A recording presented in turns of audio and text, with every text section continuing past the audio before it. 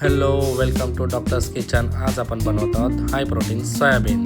त्यासाठी आपण सोयाबीनमध्ये गरम पाणी टाकून ते 5 मिनटं ठेवत आहोत. 5 मिनटानंतर सोयाबीन आपला चांगला फुगलेला आहे. आता त्याच्यातले पाणी काढून घेणार आहोत आणि एक कढई आपण गॅसवर ठेवत आहोत. त्यामध्ये टाकणार आहोत 1 चमचा तूप. नंतर त्यामध्ये काही बेसिक मसाले, आगरी कोळी मसाला, हळद, त्यानंतर त्याच्यामध्ये मीठ टाकणार आहोत. मीठ टाकल्यानंतर आपण त्यामध्ये धणे पावडर, काळी मिरी पूड व त्यासोबत आपण सोयाबीन टाकतो.